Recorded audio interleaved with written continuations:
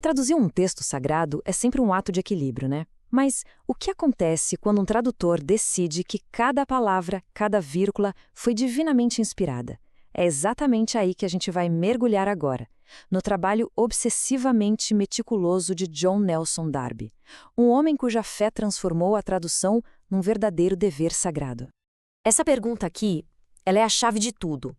E se cada verbo, cada preposição, não estivesse ali por acaso, mas por inspiração divina?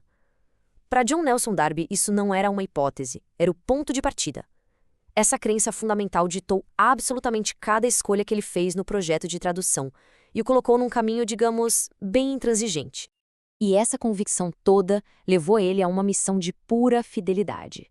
O objetivo de Darby não era, de jeito nenhum, criar um texto bonito ou poético. A questão para ele era outra. Era uma responsabilidade sagrada, tanto com o texto original quanto com as pessoas que iriam ler. Darby sentia um peso imenso nessa missão. Ele queria produzir algo que fosse, nas palavras dele, útil para as almas e para a glória de Deus. O objetivo aqui não era nenhum tipo de reconhecimento literário, era criar uma janela, a mais transparente possível, para a mensagem original. E é que para Darby, a inspiração divina não era uma ideia vaga, não. Era a base inegociável de tudo. Pensa bem, se cada palavra foi colocada ali por Deus, a tarefa do tradutor muda completamente. Não se trata de interpretar ou de embelezar, mas de preservar cada detalhezinho com uma precisão quase cirúrgica. Tá, mas se cada palavra importa, como é que se traduz isso na prática? Bom, Darby chegou a uma conclusão bem radical que muitos dos seus contemporâneos evitavam: o literalismo absoluto. Ele estava totalmente disposto a sacrificar a fluidez e o estilo em nome da substância. Esse tal de literalismo absoluto de Darby tinha uma prioridade muito clara: espelhar a estrutura e as palavras do original, mesmo que o resultado soasse meio estranho na língua de destino. A beleza literária era secundária. A precisão teológica era tudo. E essa foi uma troca que ele estava mais do que disposto a fazer. Mas por que essa escolha? É que Darby acreditava que traduções mais fluidas inevitavelmente perdiam nuances cruciais. Ele falava de conexões admiráveis, que para ele eram parte da revelação divina.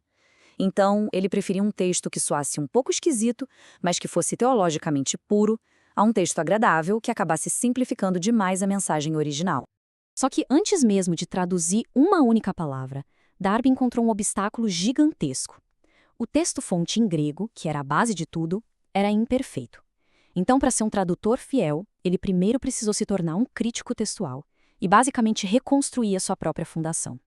E o problema tinha nome: Textus Receptus, ou texto recebido. Essa era a fonte padrão que a maioria dos tradutores usava, inclusive os da famosa versão King James. Era o texto estabelecido, mas como Darby logo percebeu, ele estava bem longe de ser perfeito. O problema era triplo. O Textus Receptus se baseava em pouquíssimos manuscritos, e eles nem eram os melhores ou os mais antigos. Pior ainda, séculos e séculos de cópias manuais introduziram erros no texto. Para Darby, usar essa fonte seria como construir uma casa em cima de uma fundação toda rachada. Inaceitável. Então, qual foi a solução dele? Um processo super cuidadoso e metódico. Primeiro, ele adotou textos críticos mais modernos. Mas ele só alterava o original onde existia um forte consenso acadêmico. Se houvesse qualquer dúvida, ele mantinha a cautela. E o mais importante de tudo, ele foi totalmente transparente, documentando cada desvio em notas de rodapé para que todo mundo pudesse ver o trabalho dele. Com um texto grego confiável em mãos, o foco de Darby desceu para o nível micro, a gramática. Ele acreditava que até a estrutura das frases continham um significado teológico. E a atenção dele a esses detalhes mudou drasticamente o sentido de passagens bem importantes. Um exemplo perfeito disso é o tempo aoristo grego, que é notoriamente complexo. Ele não tem um equivalente direto em português. Darby via esse tempo verbal como atemporal. Ele descreve uma ação como um evento completo, e o tempo exato, se é passado, presente ou contínuo, depende inteiramente do contexto. E olha só a diferença que isso faz. Traduções padrão dizem crucificaram a carne, o que soa como um evento único lá no passado. A tradução de Darby tem crucificado a carne, consegue captar a nuance do auristo. Isso implica uma ação que foi concluída, mas cujos resultados continuam no presente. A mudança é sutil, né? Mas teologicamente é profundíssima. Outro detalhe minúsculo com um impacto enorme: o artigo definido. Darby seguiu uma regra simples.